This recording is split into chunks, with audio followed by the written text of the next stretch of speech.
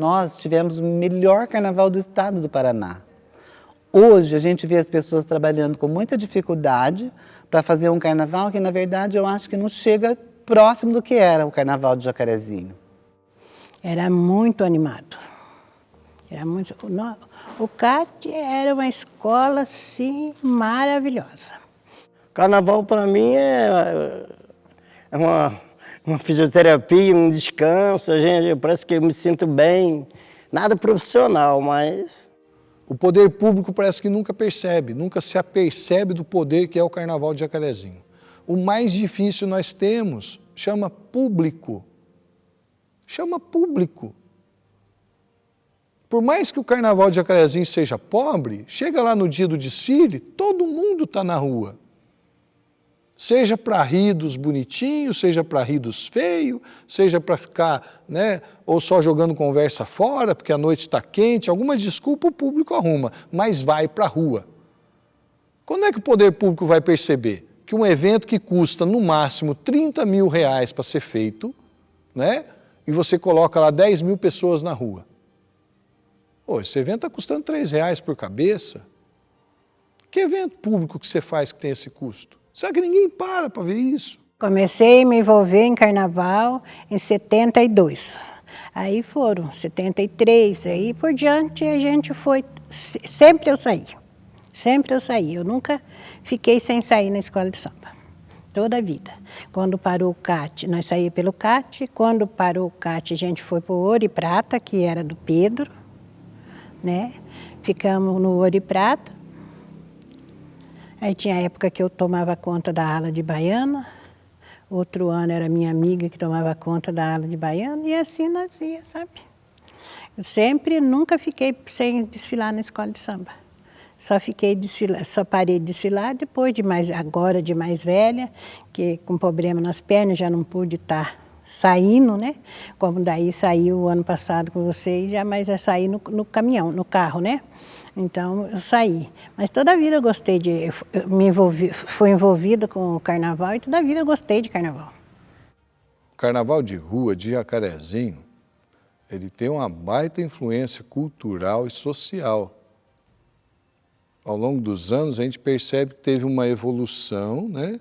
Vem evoluindo, porém, o próprio povo percebeu pela televisão, quando vai televisionar o carnaval de rua, há uma visão deturpada do carnaval de rua de Jacarezinho, porque daí queriam que o carnaval daqui tivesse uma visão apoteótica, uma coisa grandiosa, né? E isso não acontece nos demais municípios pelo país afora.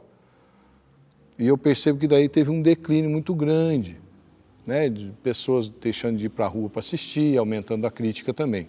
E em Jacarezinho, a influência do Carnaval de Jacarezinho é muito grande do contexto carioca e do próprio Carnaval de São Paulo, né? Vai ter muita influência.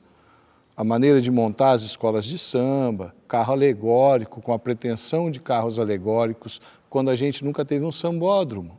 A gente desce uma ladeira. Então aí já começa um paradoxo danado, né? A gente quer manter um carnaval grandioso, sendo que a gente não tem altura. A altura máxima nossa deve oscilar em torno de 4 metros, 4,5 metros.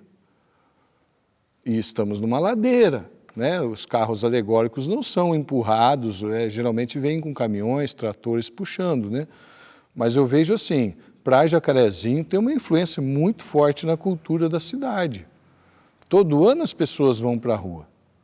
Nunca precisou de divulgação o carnaval, né? Carro de som anunciando cartazes. O ato de ter ensaio nos bairros, tudo corria no boca a boca, né? E isso leva multidões à rua. Da questão cultural, quantos nomes que a gente vê o ano todo sendo lembrados, né? Pessoas que participam, lideranças de bairro, de comunidades que sempre movimentam e articulam as suas escolas de samba. E isso eu percebo assim, ao longo desses últimos 40 anos, a gente vai percebendo muito disso. Mas o que eu percebo do Carnaval de Rua de Jacarezinho é o seguinte, que ele vai adquirindo uma característica própria, distinta dos carnavais de rua televisionados, porque isso gera sempre uns critérios assim equivocados de comparação, né? A gente tem lá carros alegóricos no Rio de Janeiro ou de São Paulo, tem lá 8, 12 metros de altura. Aqui impossível, quando aqui você vai ter algum elemento com 3 metros, 3 metros e meio, né?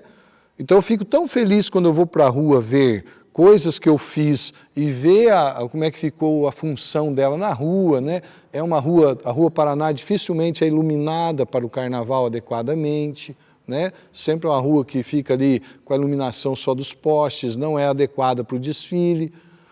O poder público nunca lembra que nós estamos falando de um grande espetáculo e grandes espetáculos requerem de iluminação. Os próprios carros alegóricos, dificilmente alguém lembra de colocar um spot de luz ali, aproveitando do sistema elétrico dos caminhões ou tratores, sei lá, que descem enfeitados pela Rua Paraná. Também tem esse problema, né? Então a gente sempre vai para a rua pensando assim, como é que vai ficar isso à noite? Como é que vai funcionar isso à noite, né? E quando você projeta mentalmente o elemento que vai estar no carro, é difícil você fazer essa concepção assim, como vai se comportar tendo uma cabine de um caminhão à frente, né? Porque você sempre idealiza um palco, né? Vem um patamar com um carro enfeitado com elementos sobre ele. E também, lógico, né? A gente tem os carnavalescos, tudo corre dentro de alguns projetos, mas tem escola que não, né? Tem escolas que é no dia do desfile que vão pegar elementos e enfeitar um carro, montar um carro alegórico. Mas isso também eu acho que dá uma característica legal, sabe? Eu acho que quando é muito espontâneo, né? E dado também o pouco recurso que temos, eu ainda vejo valores, eu vejo muitos valores, sempre, no Carnaval de Rua de Jacarezinho. O meu envolvimento com o carnaval veio desde menino, né? Onde minha mãe nos levava para assistir a festa, e eu acabei me apaixonando de certa maneira e acabei me tornando um grande destaque na cidade, se tratando de carnaval. Na época tinham várias escolas, mas as mais conceituadas eram Humildes da Favela, o CAT, tinha também Protegidos da Princesa, Ouro e Prata, enfim, tinha uma série de escolas. Porém, a escola mais esperada do carnaval, digamos assim, era a Humildes da Favela e o CAT, que eram as escolas mais brilhantes da noite, eu diria, né? E por um bom tempo depois surgiu o Cruzeirinho, a escola ao qual eu passei a ser integrante. Eu comecei a frequentar a escola junto com uma amiga Núbia, que hoje não mora no Brasil, e como ela desenhava, ela escrevia samba enredo às vezes, eu passei a dar uma ajuda para ela. Então eu fiz da minha casa uma quadra, um ateliê, digamos, de costura, onde as fantasias de destaques, as fantasias de ala eram construídas ali dentro, de um espaço de menos de 80 metros quadrados. Era ali que saíam as fantasias do Unidos do Cruzeiro, na época. Eu peguei como presidente o João Careca, o Divanir. Na minha época mesmo era o Carlão. Mas esses 3 nomes eram os mais, eu diria, os que mais trabalharam pela escola, eu acredito. O Cruzeirinho nunca teve uma quadra, né? A comunidade sempre teve presente, o pessoal adora o carnaval. Então começa a ensaiar a bateria e o pessoal já começa a se achegar hoje na praça, porque antigamente nem era na praça, né? Era na rua mesmo, né? A vida inteira a gente vê os foliões participando do desfile de carnaval aqui de Rua de Jacarezinho, e os trabalhos vêm assim, né? Alguns se reúnem em algumas casas, algum galpão alugado na época do carnaval, né? Que a gente pode dizer que são barracão, mas não temos barracões específicos para carnaval, né? Para produção de fantasias de grande proporção.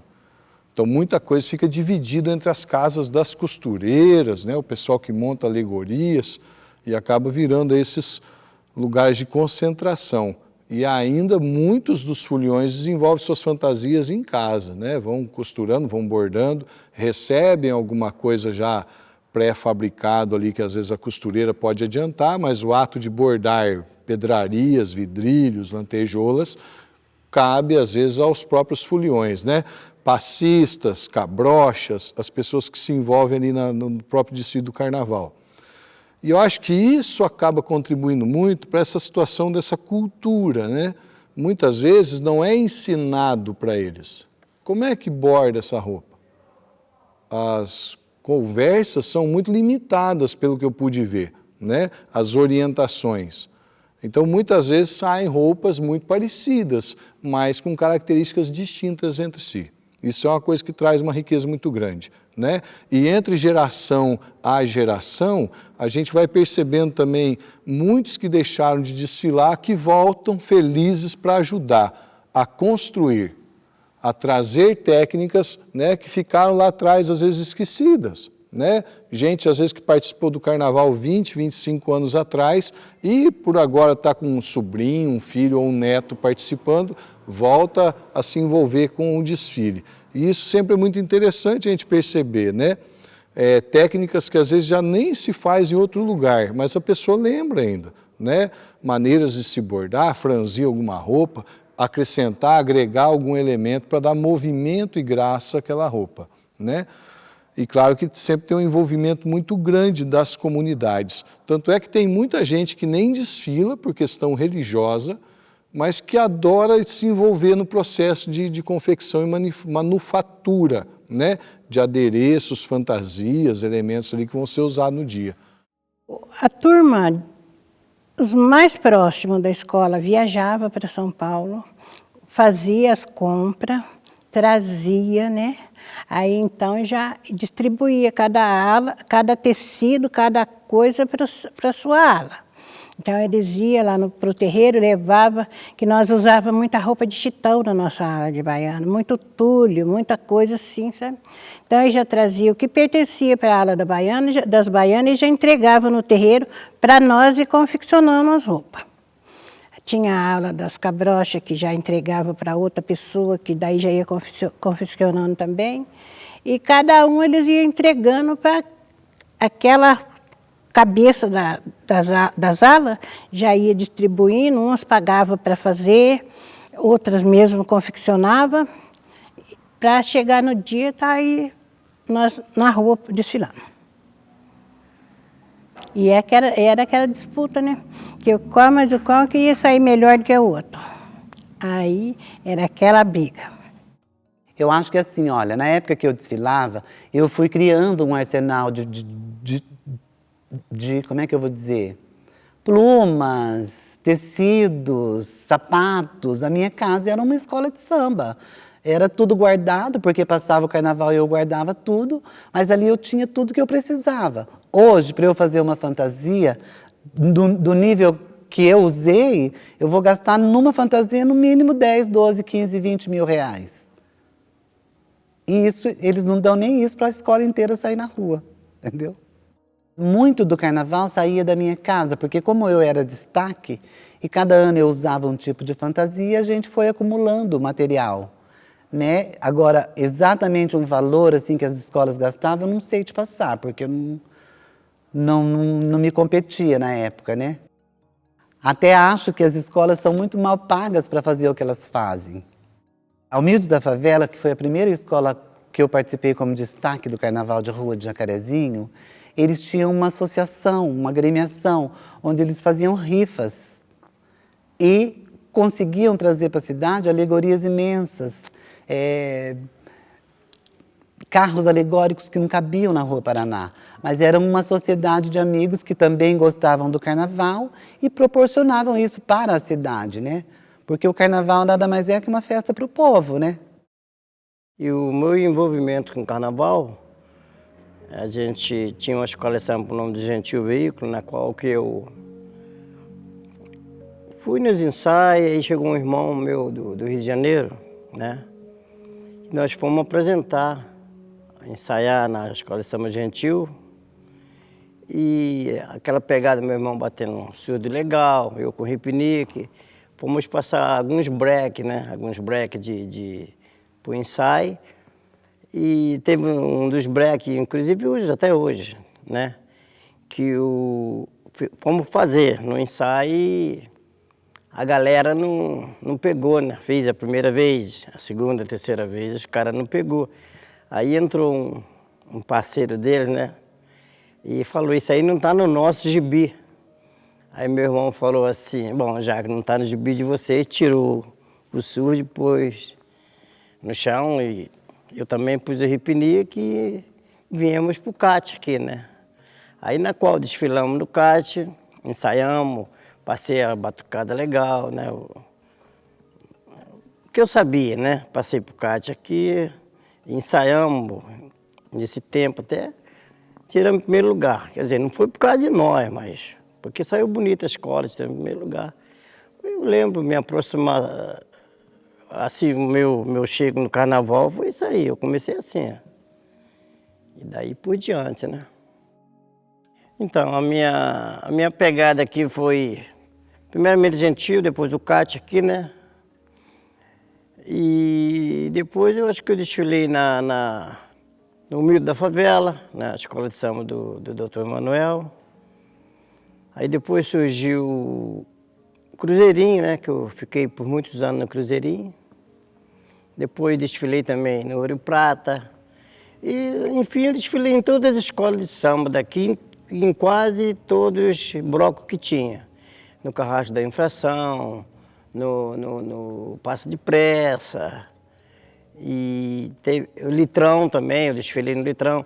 Teve época que eu desfilei na escola de samba e depois tinha que desfilar nos blocos também. Uma vez desfilei 3 vezes. Desfilei uma vez no Cruzeirinho, depois no Passo de Pressa, no bloco, e depois desfilei no Litrão também, né?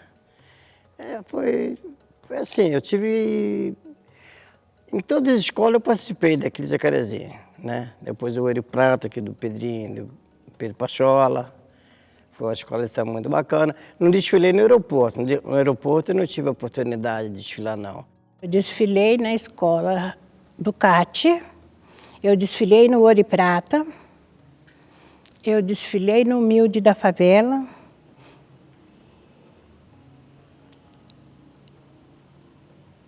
Foi o CAT, o Ouro e Prata e o Humilde da Favela. No Passa de Pressa desfilei 1 ano. Ah, gostava, porque era muito animado, hein? Era muito animado. O CAT era uma escola, assim, maravilhosa. E tinha o finado Piazza, né? Que também ajudava a tomar conta. Teve um ano que o finado Piazza pôs de Oxalá a Exu na rua. Ele vestiu todos os orixás, inclusive ele saiu de Oxalá. Ele pôs todos os orixás na rua. Infelizmente mudou muito. Eu diria que regrediu, porque nós tivemos o melhor carnaval do estado do Paraná. Hoje a gente vê as pessoas trabalhando com muita dificuldade para fazer um carnaval que, na verdade, eu acho que não chega próximo do que era o carnaval de Jacarezinho. A saudade que eu tenho é que o carnaval crescesse, na verdade, né? Uma saudade de uma coisa que não evoluiu, entendeu? Porque a gente sente saudade daquilo que é bom. E o carnaval de Jacarezinho foi o melhor do Paraná, como eu já disse. Em relação a esse fenômeno das escolas não se manterem aqui em Jacarezinho de maneira perene, tem uma infinidade de fatores, né? Eu vejo assim, eu posso dar como exemplo a vivência minha com o Batalá. Começou como bloco, virou escola de samba.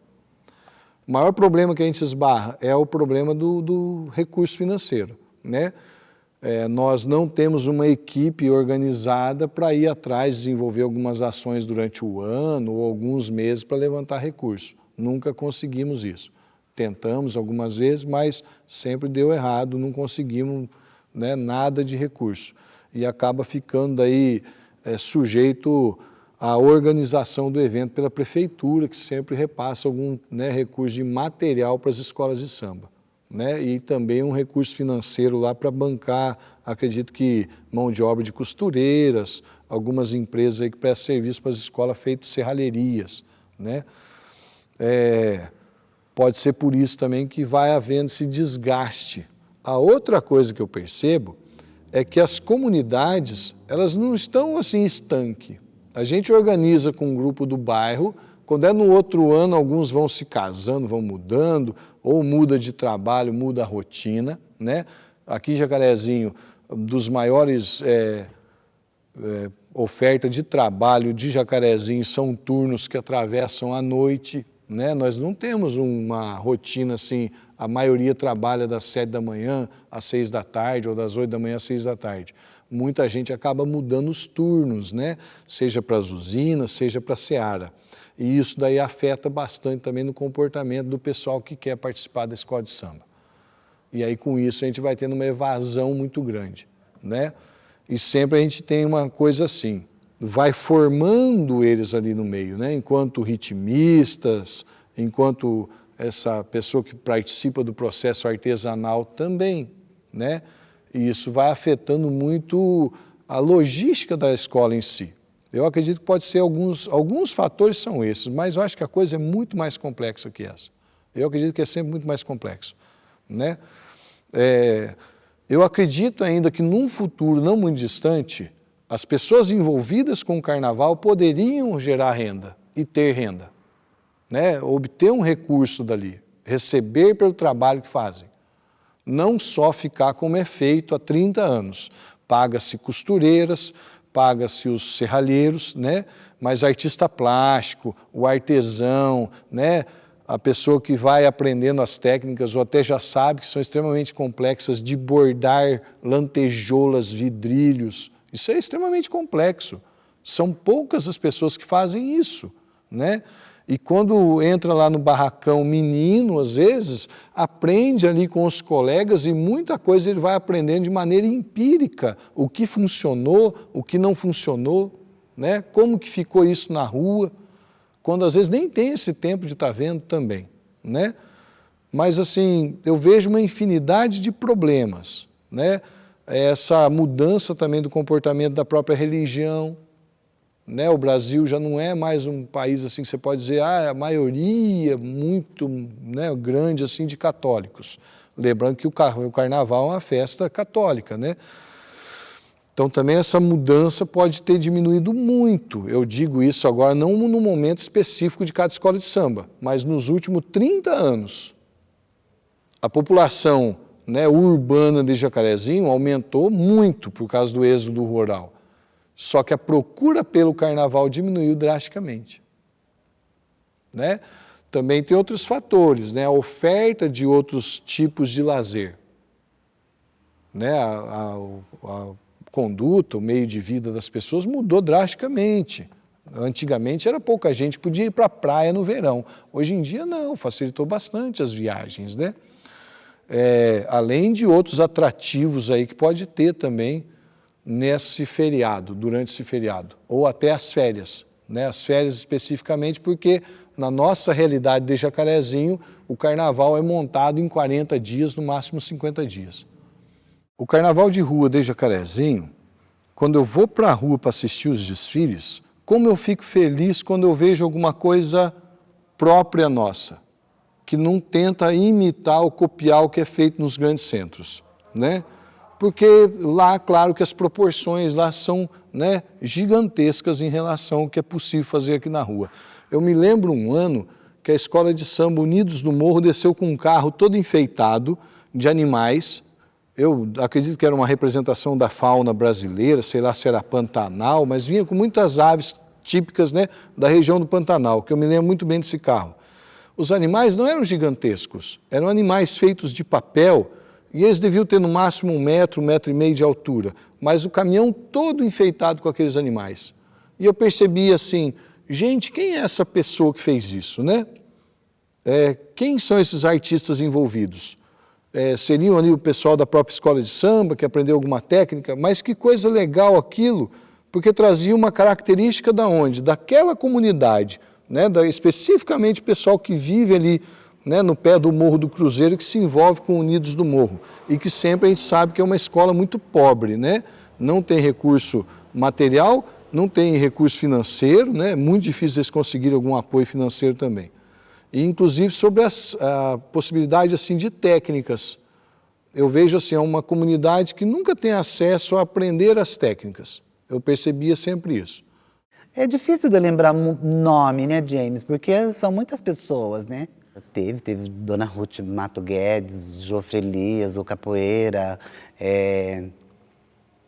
teve Marião, que eu não vou saber falar o sobrenome, doutor Emanuel, que não pode deixar de lado, que é uma figura que naquela época ele botava na rua o que eles queriam, entendeu? Nós tivemos muitos nomes, assim. Eu era muito menino, né? Então, não lembro muito dessa parte por exemplo, o Mourão eu passei a conhecer da época do CAT, porque eu acredito que ele também tenha participado do CAT. Mas o CAT era o Jofe, era o Mourão, era a capoeira, o Luiz Rossito tinha tuta, a dona Ruth, se eu não me engano, ela era diretora de fantasia da Humildes da Favela, tinha o Antônio Carlos Garcia, que através dele eu participei do primeiro desfile como destaque, porque ele que me convidou para sair na Humildes da Favela. Tivemos grandes nomes, e ainda existem, porque as pessoas estão vivas, a maioria, né? A relação com o Mourão foi muito forte, além de ser um grande instrutor. Ele era um cara que ele gostava das coisas sérias, era um cara assim que ele era muito bacana, mas na maioria das vezes, assim, muito rígido nas coisas. Gritava se precisasse, era bem ignorante se precisava também no momento assim. Então, o Mourão também foi uma personalidade de muita importância nas escolas de samba, inclusive do Cruzeirinho, né? Eu não lembro dele em outras escolas, assim, né? Falaram que ele participou do CAT, participou do Gentil Veículo, mas esse conhecimento eu acho que eu não tive, né? Porque eu saía muito, né? Eu só ensaiava a sua escola e em outro lugar eu estava ocupado em outro lugar. Que eu já mexia com capoeira, né? Então eu tinha 3, 4 academias. Eu cheguei a ter 13 academias de capoeira aqui em Jacarezinho. Dei aula aqui no CAT, dei aula aqui embaixo, aqui no salãozinho que tem aqui embaixo. Então, dei aula em muitos lugares aqui. Então, essa pegada falando, né, novamente no Mourão, foi só alegria a época que eu conheci ele, né? Dos carnavais, muito fundamental nas escolas. O Gum conheci. O Gum para mim é igual irmão. Irmão do Bahia. A galera do Baião eu conheço todo mundo, né? O Gum, ele foi um ripiniqueiro que ele, tipo assim, pegou uma manha comigo, entendeu? O Gum, o Tiquim, o Serginho, que eu falei, né, do Serginho. O Serginho aprendeu um ripinique que bateu. Tonhão do Surdo, Tonhão Preto, como conhecido, né, que foi presidente por muitos anos do Cruzeirinho. Tonhão também bate um ripinique, uma moada, hein? Aí tudo teve, esses parceiros tudo pegou um macetinho comigo. O Du, que hoje é açougueiro, eu acho que é evangélico, o Du também teve. Pô, afinal, os ripiniqueiros daqui tudo pegou a manha comigo. Não ensinei para ninguém, nada profissional, mas eles pegou a manha aqui. Teve muitos batuqueiros bacanas, bom, né? Mas o que eu destaco mesmo, batuqueiro mesmo, que me acompanhava nas pegadas violentas, e até nos grupinhos que eu formava fora dos carnavais, era o Tonhão Preto, né? O Cido, da Caixa, né? Todo mundo conhece. O Corvolino, que já morreu, né? Era a Gogô.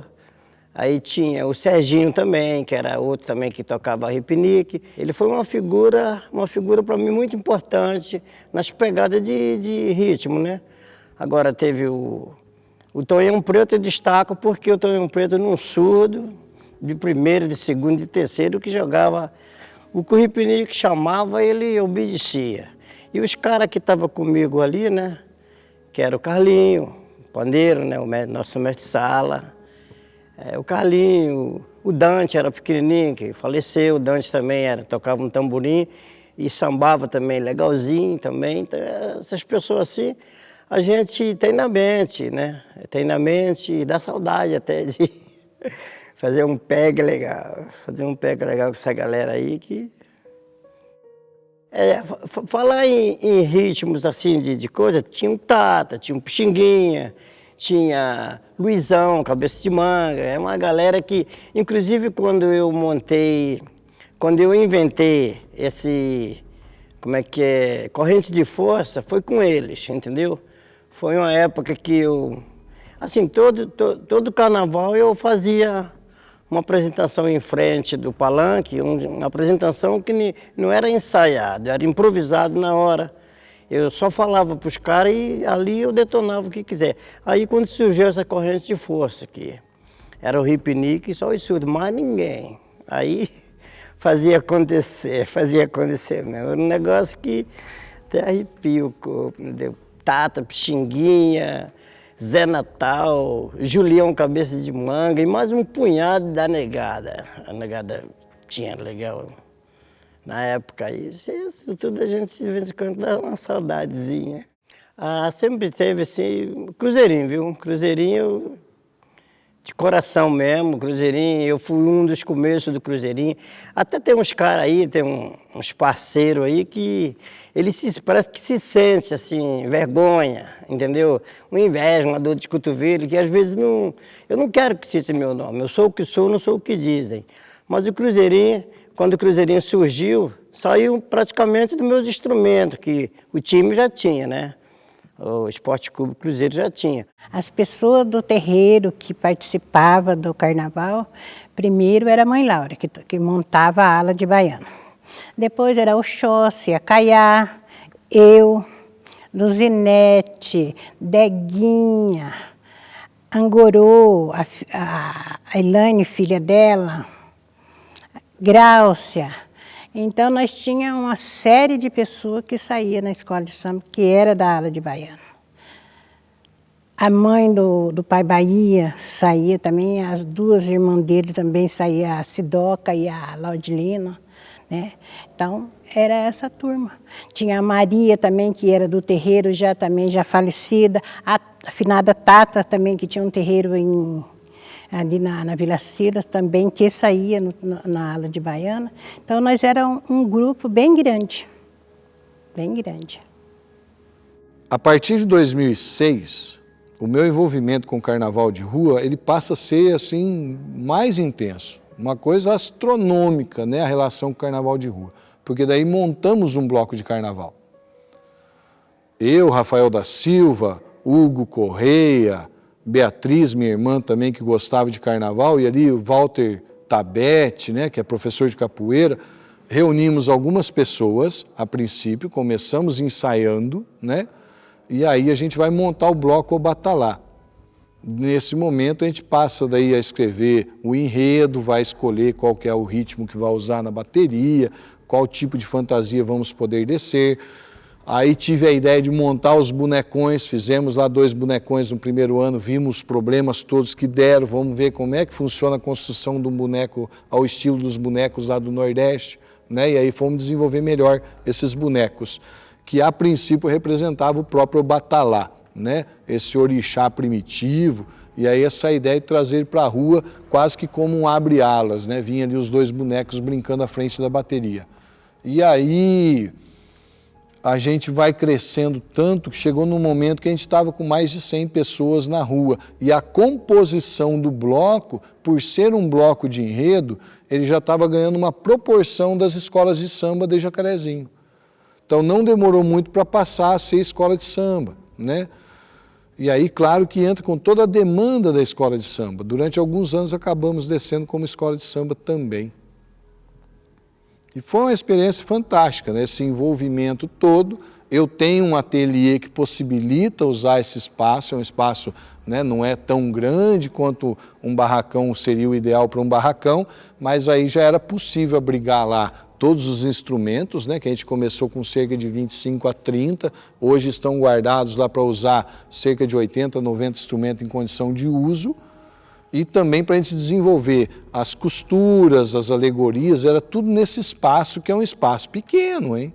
Quando a gente fala num ateliê de 60 metros quadrados, é grande, mas para movimentar tudo que requer, né, uma escola de samba, mesmo sendo pequena aqui de Jacarezinho, o espaço vai ficando extremamente limitado. Essa coisa da Capial ter vindo, agregando, unindo artistas, era lá a primeira ideia nossa com o bloco, né? Fizemos um primeiro ano, conseguimos reunir alguns colegas artistas, outros ritmistas também, mas a gente não conseguiu dar esse gás. E a Capial, eu vejo assim, eles têm um poder agregador, uma coisa ali aglutinante, acho que a expressão seria essa. A Capial consegue ter um aglutinante muito legal, porque reúne artistas de vários segmentos da comunidade jacarezinhense e da região, né? E eu percebi o seguinte, vieram no primeiro ano, colaboraram bastante, ajudaram bastante, se envolveram e voltaram no segundo ano. E todo mundo feliz da vida ali, né? De maneira muito, como é que posso dizer, espontânea, todo mundo contribuindo, ajudando, tá? E claro que quem já esteve à frente de um grupo, que seja o bloco, é muito difícil hoje eu ser só um coadjuvante. Então eu percebi muito disso no último desfile, do ano de 2020. Sabe, você está desfilando, mas você fica aquela coisa assim, poxa, a vida é legal, muito legal, mas eu quero estar na frente da bateria. Sabe, eu não quero ser destaque no carro alegórico, né? Eu não quero isso, mas eu quero estar lá na frente da bateria.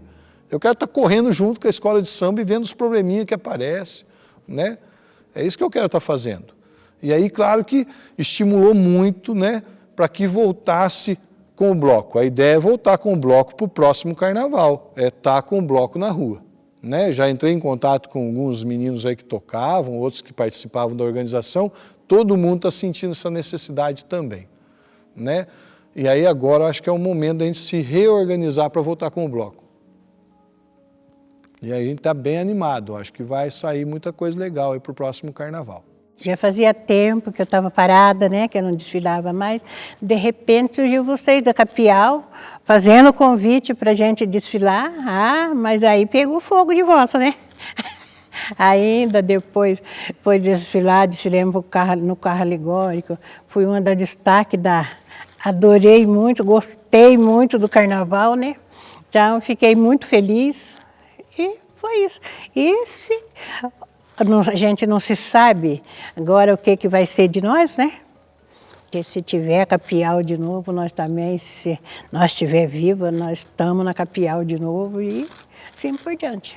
Nós jamais vamos deixar a Capial. É muito emocionante falar da Tuta, claro que é. Eu percebo assim, o nosso bloco de carnaval, perdemos muita gente ali, né? O ritmista nosso ali, que sempre foi um menino que idealizava a bateria, o Rafael da Silva foi o primeiro a morrer. Depois perdemos também a Camille, né? E também a Arlete Tuta, né? Assim, bem seguidinho, assim, no espaço de, acho, de 4 anos, perdemos 3 pessoas que reunia muita gente, né? Agregava, trazia muita gente para o grupo nosso. Eu acho que isso também a gente perdeu muito, né? Devido a essas perdas, né? De pessoas fantásticas. Eu lembro que um ano que a gente não desfilou, e minha mulher entrou no ateliê, eu estava lá cantando sozinho, cara, e agora você me fala em Colombina e Pierrot, né? Eu estava bem assim, quanto riso, quanta alegria, mais de 1000 palhaços no salão. Naquele momento parece que percebia eles, todos. Muito obrigado. Ter existido e conhecido tanta gente fantástica, cara. A Arlete Tuta, a Camille, né, que o nome de registro dele era Jonas. Rafael da Silva também, que era muito mais que um amigo para mim. Mas o carnaval, cara, quanta lembrança. Quando eu estou na rua e escuto o tum-tum de um tambor lá e o tamborim, cara. Esse pessoal todo está ao redor. Né? O Mourão, que eu adorava o Mourão, quando tinha outros desfiles que nem era desfile de carnaval.